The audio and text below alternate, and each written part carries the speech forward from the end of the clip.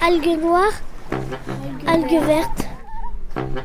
Les poissons nagent et les algues glissent. Sable doux et sable...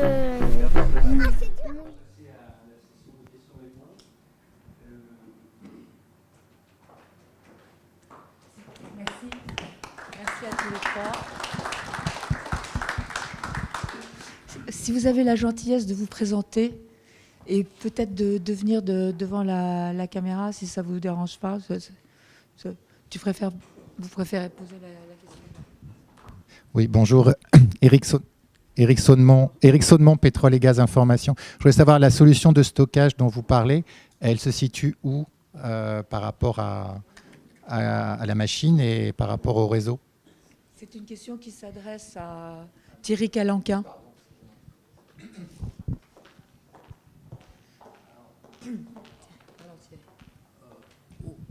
Aujourd'hui, on est sur des solutions de stockage à terre, en amont du réseau. D'accord.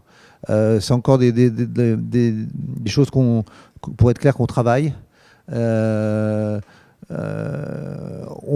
idée, l'idée aujourd'hui, la première idée, c'est de stocker toute l'énergie qu'on produit et de livrer l'énergie à partir du stockage. C'est le premier schéma d'architecture sur lequel on est. Je ne dis pas que ce sera le définitif, mais aujourd'hui, c'est la direction qu'on a prise sur le projet.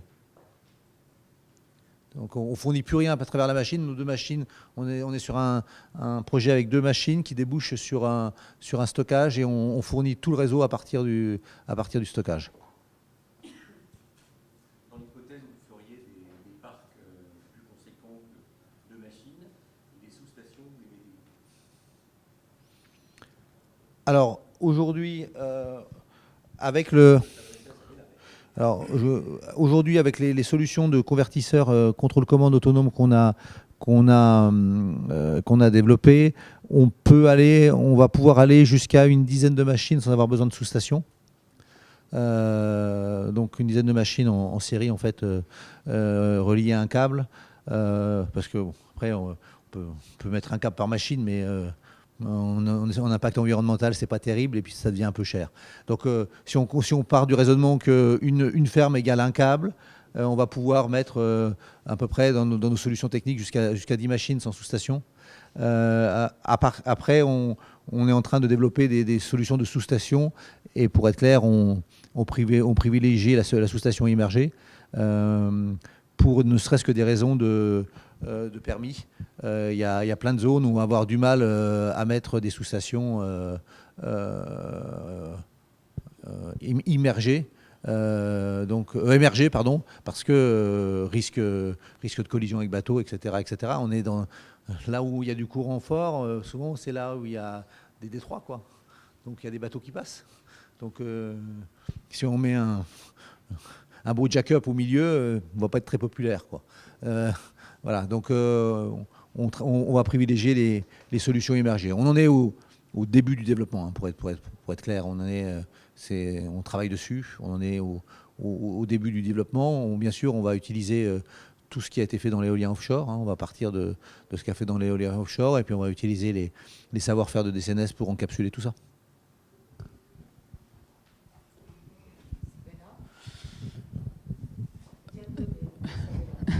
Ouais, donc nous c'est un petit peu la même philosophie. En fait, ce sera des sous-stations sous-marines posées sur le fond. Donc on a commencé à développer pour des projets futurs.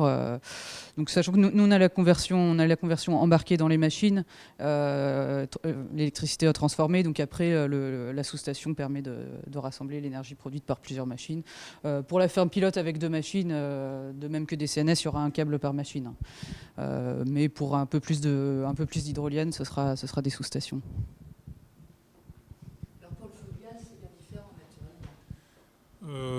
Oui, un peu différent. Sur la grande différence, c'est que la production est continue, très prévisible et continue. Donc quasiment, on pourrait ne pas avoir de stockage. On en met un peu quand on fait de l'hybridation et un peu beaucoup quand on fait l'hybridation avec du solaire, où là, il en faut nécessairement. Et on en met aussi pour lisser la production, mais aussi pour répondre à des appels un peu plus importants. Donc toujours, oui, un peu de stockage. Mais sinon, on pourrait quasiment s'en passer si la production correspond à la consommation, évidemment. Êtes-vous inquiet de ce que nous a raconté tout à l'heure Thierry Garland du choc, à savoir, craignez-vous de voir vos machines un jour enfouies sous les dunes de sable sous-marine ou percutées par des vents violents de galets flottants? Ah, c'est pas moi qui réponds.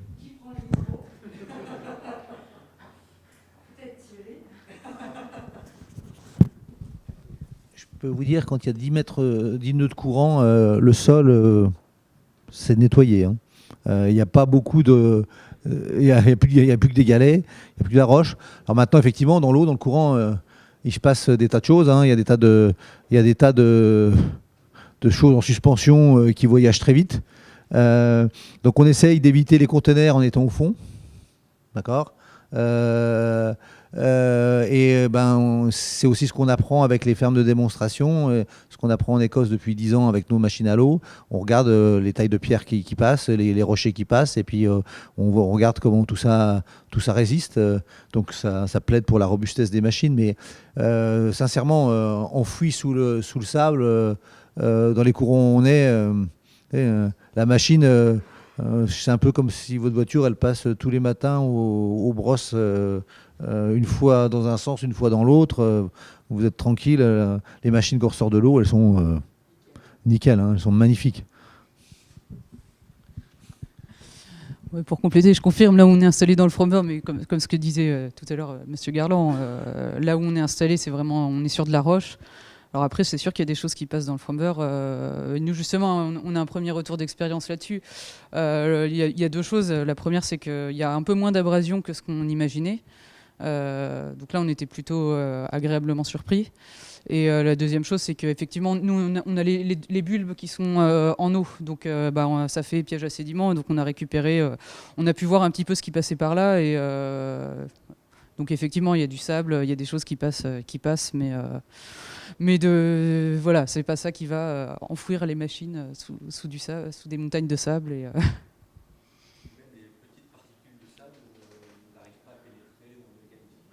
Alors non, c'est complètement étanche, donc ça peut aller dans les parties qui sont en eau où c'est pas gênant, mais ça rentre pas dans les mécanismes, non. Enfin...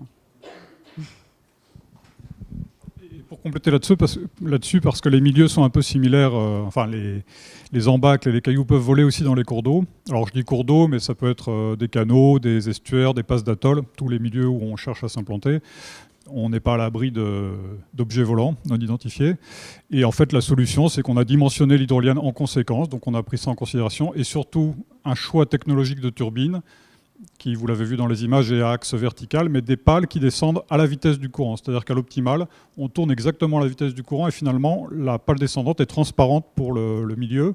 Un poisson, un arbre, un caillou, ça passera tout à fait inaperçu. Et sur toutes les installations, en fait, on n'a absolument aucun impact sur aucune des turbines. Donc ça marche. Qu'est-ce que vous inspire le retrait de General Electric? Une bonne nouvelle, une mauvaise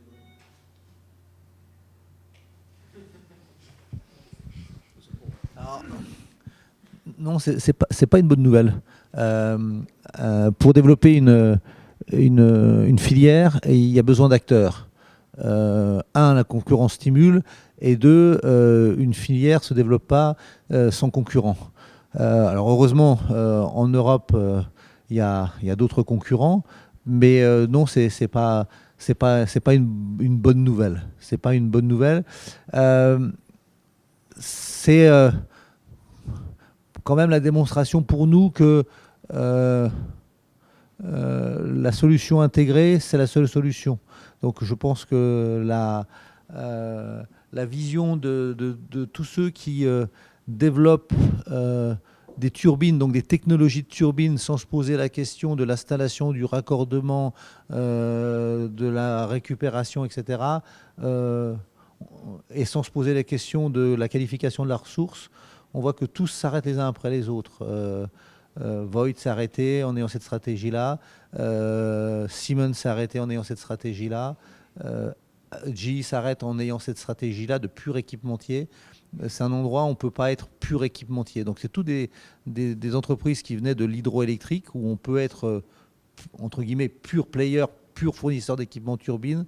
En milieu marin, on voit que c'est plus compliqué. Et le fait que tous les purs players de la technologie ou de l'équipement arrêtent les uns après les autres, ça montre que ce que fait Sabella ou ce qu'on fait, on doit être plus dans le vrai, puisqu'on est encore là.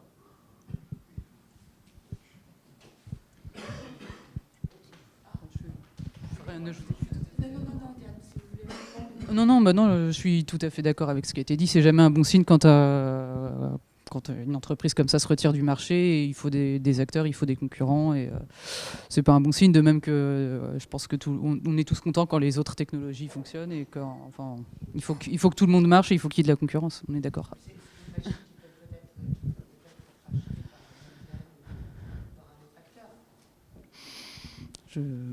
Peut-être, je sais pas.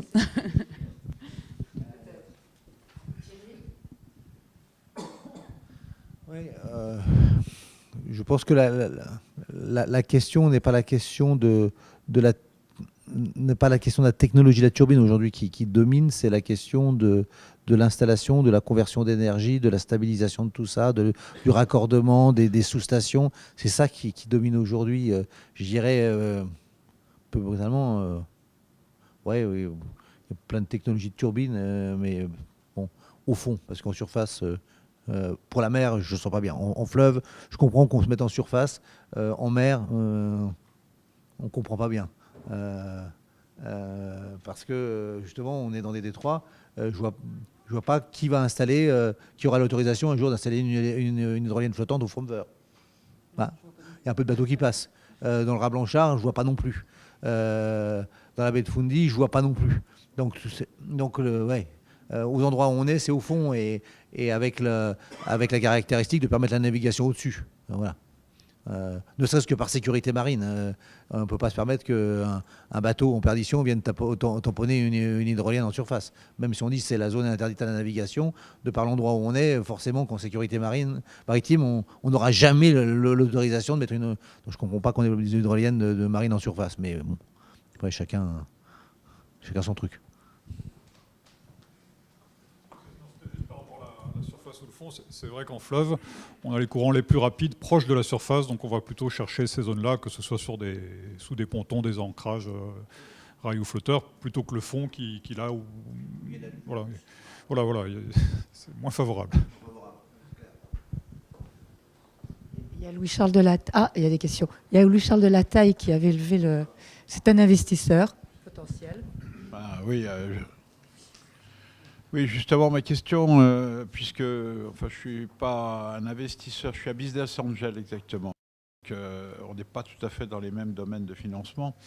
Mais quand même, en vous entendant tous les trois, je me pose quand même une question sur le business model. Quand est-ce que c'est rentable? Si ça l'est, jamais un jour. Bruno Poisson. Bonjour, Bruno Poisson, je travaille chez Ecocinétique, je suis associé. Dans le domaine du fluvial, je vais être très clair, dans le domaine du fluvial, pour nous, on est le remplacement d'un groupe électrogène, donc c'est rentable immédiatement. Lorsque vous avez non-production dans une zone isolée, ou lorsque vous avez une production qui coûte très cher, nous arrivons avec un système qui tourne 24/24 en permanence. Donc là, la rentabilité, votre ROI, il est sur 8 mois. Pour nous, 8 mois. Pour nous, hein. Bruno Poisson est un ancien de Suez. Juste pour compléter ce que disait Bruno, c'est que tu parles de sites isolés, mais même en ville, on a des sites isolés. C'est-à-dire que si on veut une borne de recharge ou pour se guider sur les rives d'un cours d'eau, plutôt que d'aller tirer une ligne, c'est assez coûteux, ou l'enterrer, etc., c'est certainement moins coûteux de mettre un petit module hydrolien qui va alimenter la borne. Donc des sites isolés, il y en a partout, en fait. Ou d'autoconsommation possible. Moi, je vais faire un petit peu la même réponse. Sur les sites isolés, on va être rentable. Donc, c'est pas les mêmes sites isolés, mais sur les sites isolés, les îles non connectées au grand réseau, qui produisent l'électricité avec des groupes électrogènes au fioul qu'il faut faire venir par bateau. Le fioul coûte très cher, et donc là, on va être rentable très rapidement, en fait. Par contre, c'est vrai que sur le marché, sur des marchés où l'électricité coûte pas très cher, comme en France, va falloir attendre quelques années quand même. Et après, tout dépend de ce qu'on appelle rentable, quel est par rapport en fait, tout dépend du prix de l'électricité là où on revend la nôtre. Donc ça va dépendre, ça dépend beaucoup des pays où on est.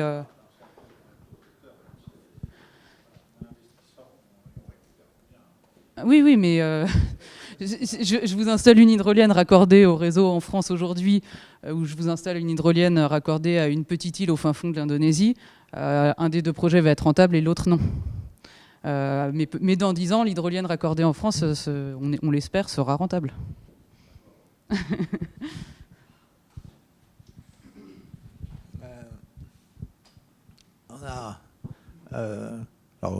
On va être rentable. Hein. Je viens de faire une levée de fonds, donc j'ai promis à des investisseurs que je serai rentable dans pas très longtemps. Donc je ne vais pas vous dire autre chose. J'ai trois questions à lesquelles je dois répondre. Une qui dépend de moi, qui est la performance, le rendement de ma turbine. Une qui dépend des pouvoirs publics, qui sont les prix de rachat de l'électricité. Quand je dis pouvoir public, c'est partout dans le monde. Hein. Voilà. À quel tarif on va être acheté l'électricité hydrolienne, ou les renouvelables en général et l'électricité hydrolienne en particulier. Et le troisième, qui dépend aussi un peu de nous, beaucoup des environnements, c'est les volumes. Alors, pour être rentable, il faudra qu'on atteigne un certain nombre de turbines par an pour pouvoir être dans les bons prix de l'électricité, pour pouvoir se développer. Donc on est dans un cercle là où il faut amorcer la pompe. Donc il faut qu'on arrive à avoir des projets de ferme commerciale pour déclencher les volumes et déclencher les volumes pour avoir des tarifs compétitifs pour pouvoir déclencher les fermes commerciales. Donc voilà, donc on est en train, c'est le sens de la démarche qu'on a eue avec les pouvoirs publics français pour les pousser à l'appel d'offres l'appel à projet ferme commerciale. Et on travaille là-dessus dans beaucoup de pays pour amorcer la pompe des fermes commerciales, parce que une des conditions sine qua non de la compétitivité et donc de la rentabilité, c'est le volume. Tant qu'on produira 3 turbines, ou alors il va falloir qu'on trouve des sites très très isolés avec de l'électricité très chère pour avoir des produits rentables. Hein, voilà. Il y en a, hein, il y a des niches, mais c'est pas avec ça qu'on fera un marché. Donc voilà, donc on est dans cet amorçage de pompe, et cet amorçage de pompe, l'étape des fermes pilotes est super importante, parce que c'est ce qui va rendre nos technologies bancables. Hein. Pour qu'il y ait des fermes commerciales, il faut un environnement politique, mais il faut aussi qu'on soit bancable. Et les fermes pilotes, c'est ce qui va rendre nos technologies bancables. Et pour compléter là-dessus et vous rassurer peut-être, c'est aussi pour ça que l'aspect volume est vraiment important. C'est aussi pour ça qu'on a choisi une technologie qui soit de petite taille, qui s'adresse à des sites multiples, énormes en quantité. Donc on va vraiment pouvoir, par un design to cost pertinent, réduire les prix de revient. C'est ce que j'évoquais tout à l'heure. Pour situer les choses, aujourd'hui, on a un kilowattheure installé qui ose un peu plus de 10 000 euros. Demain, on va le réduire, on sera à 8 000 euros très prochainement, dans les prochaines pré-séries qu'on fait. Et sur les suivantes, on sera à 4 000 euros, le kilowattheure installé. Après, vous allez me dire, ça dépend du temps de production. Ça, dans le solaire ou dans l'éolien, c'est une chose. Du kilowatt installé, j'ai mis heure, mais il ne fallait pas parler d'heure. Les scientifiques auront noté. Ensuite, voilà, c'est le temps qui rentre en ligne de compte. Et sur l'hydrolien, où on produit quasiment en permanence, aujourd'hui déjà, avec nos réalisations au prix que je vous ai indiqué, on a un prix du kilowattheure qui se situe selon les vitesses de courance, donc selon les sites, entre 15 centimes et 50 centimes. Il faut savoir qu'un groupe électrogène, c'est entre 50 centimes et 1 euro. Donc on est déjà largement ou aussi rentable qu'un groupe électrogène. Et avec les produits série que l'on va sortir, mais pour ça on cherche aussi des investisseurs, le kilowattheure sera entre 8 centimes et 20 centimes. Donc on atteindra quelque chose qui, même en France, deviendra rentable. Rentable pour l'acquéreur, mais rentable pour l'investisseur, évidemment.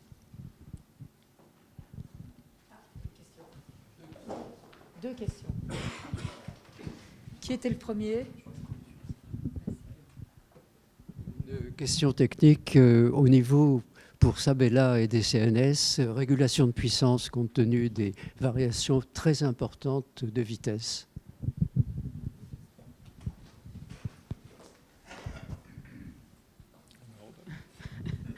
Alors, c'est pas tellement ma spécialité, donc je vais pas trop entrer dans les détails parce que sinon je vais dire des bêtises. Donc nous, la régulation de puissance, on a un contrôle commande donc, qui est situé dans la machine. On régule la vitesse, on régule la vitesse de rotation de la machine pour être toujours à l'optimal de couple. Pardon ?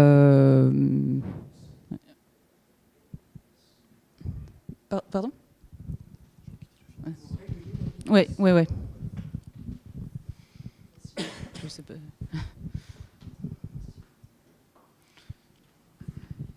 Même réponse, et beaucoup de millions dépensés pour y arriver.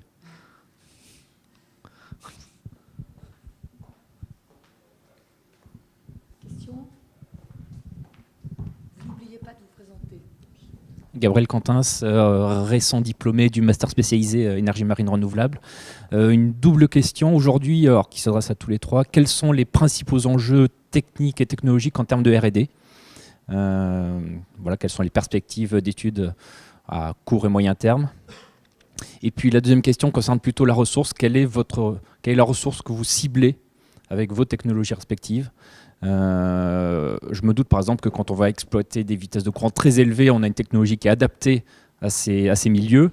Par contre, la ressource est finalement assez limitée, en tout cas sur le plan géographique. Donc, quelle est votre approche sur ce sujet-là ? Ce sont des questions qui s'adressent aussi bien au fluvial qu'au marin.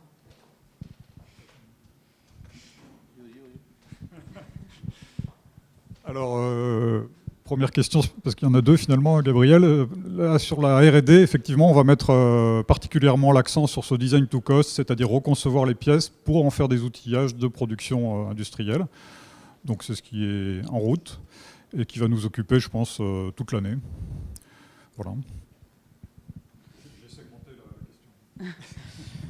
Sur la R&D, je pense qu'il y a une problématique qui est commune à pas mal de développeurs, qui est sur tout ce qui est connectique et gestion de câbles et comment on va connecter, déconnecter les machines. Là, comme ça, je vois pas d'autre chose. Sur la ressource, bon, certes, elle est ponctuelle, on va dire, mais elle est très localisée, mais elle est quand même assez enfin, il y en a partout dans le monde et il y a quand même un potentiel qui est assez grand, donc je pense que là-dessus il y a quand même de quoi faire.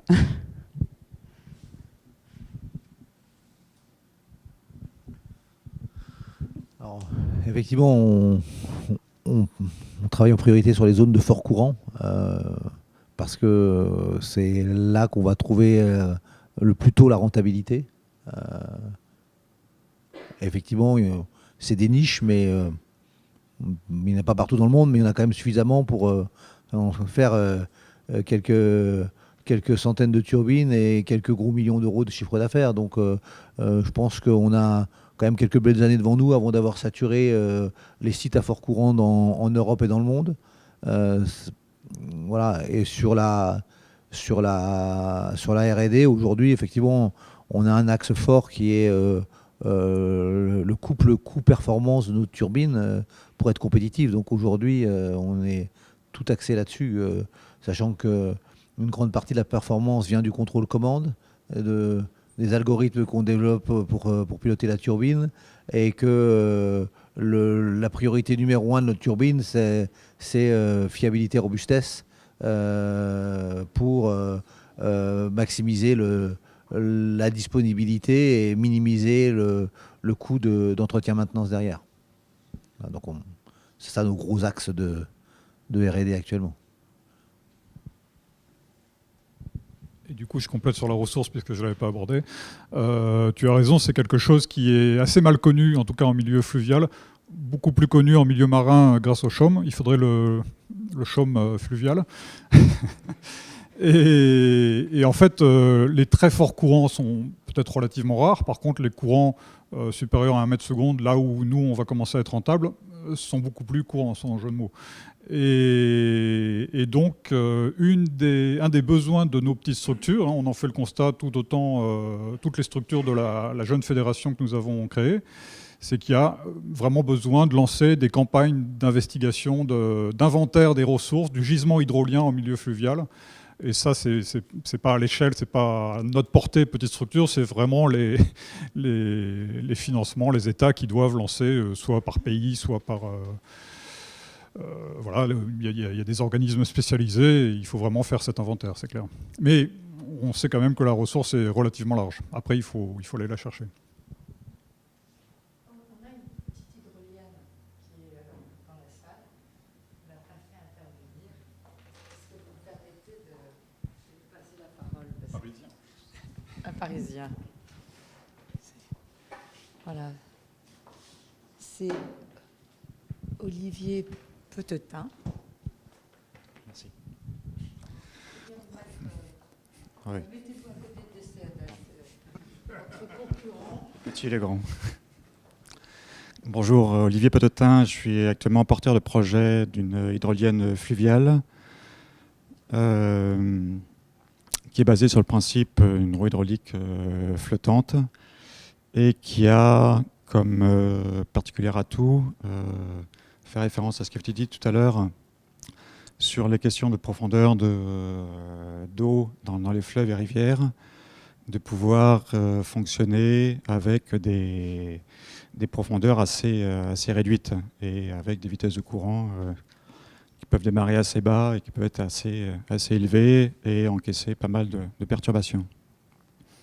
Voilà, donc on est actuellement en phase pour l'instant de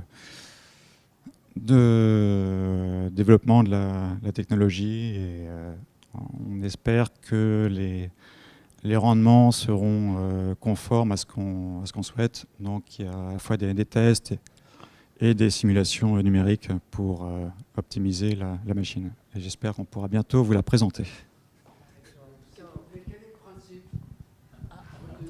Bonne question. Donc c'est axe horizontal, donc c'est le principe de roue hydraulique, un petit peu comme des roues de moulin, mais bien plus performantes et pour avoir des résultats intéressants.